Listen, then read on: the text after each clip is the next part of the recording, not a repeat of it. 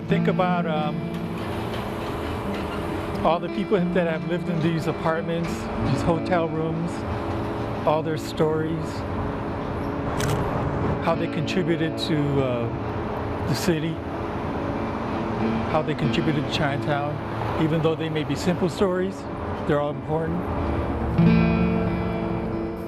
I had an early fascination with photography. I had a camera. It was a Brownie camera. But I remember taking pictures of some of my friends down here. I continued learning photography at the UW. This led to me being involved in a group of minority students in the School of Communications wanting to organize. Shannon Gee was part of that group. There was a lot of community activism, students who were returning from the University of Washington down into the community to help restore the neighborhood, build housing, social services. The International Examiner was created by a couple merchants who were part of this movement to rebirth the neighborhood. The photography, the stories that were the cornerstone of the newspaper were really vital. It also provides the role of being a voice for people in the API community who have different viewpoints. We're a very, very diverse community, and I think the newspaper provides a voice for people writing about life and events around them. Ron Chu and some of the other people involved with the Examiner got a grant from King County for Culture to start this project, and a second grant from City of Seattle Department of Neighborhoods. It was an archival project because we have all these photos upstairs with no digital file, and we wanted to preserve them. We wanted to make them last and also share it with other people. So this photo from the archives becomes this line in the catalog, and then becomes this in the Flickr gallery, which is called Snapshots in Time. What's also interesting is when that moment is happening, they don't realize that it's a historical moment.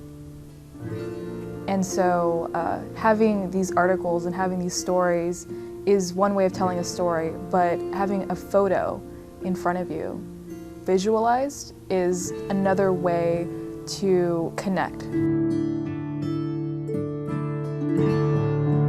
So many of these photos have languished in the files for decades.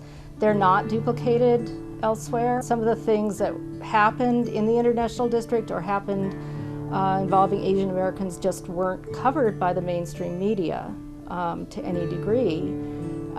They were covered by this paper. So you have to really value these photos, these images as a resource. I've only been living in Seattle for about 2 years now. To learn about the history of the Asian American movement, its roots here in Seattle, and just this tremendous history and this newspaper that's been around for 40 years. To see in these archives, to see Asian people, Pacific Islander people marching together, it was great to see the civil rights movement happening in these streets right here that I walk every day to get to work.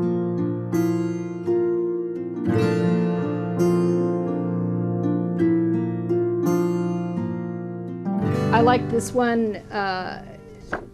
It's a Dean Wong photo of Martha Nishitani, who is a modern dancer and teacher. And when I came across this, I was like, oh yeah, I took classes with her when I was a kid. The work of Dean Wong was incredible during that era. Through his lens, he captured not simply what was going on, the New Year's celebrations, the firecrackers, the demonstrations for low-income housing, the protests, but also he really captured the sense of people and the interaction of families, the kids playing in the alleys, and that really was, I think, a defining characteristic of the newspaper. We documented in words and pictures of a certain era. At first I was kind of hesitant of having my stuff on the web and anybody can grab it and do whatever they want. But now I feel like that project has given a lot of these old photographs, not just mine, but the ones that are in the archives of the International Examiner, new life.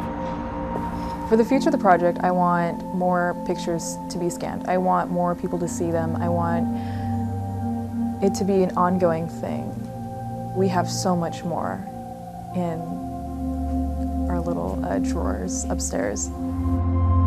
And I think it's important for each news organ, each community organization to do that, to really transfer that into some form that can then have some permanence and then also make its way into the next generation so they know what came before them.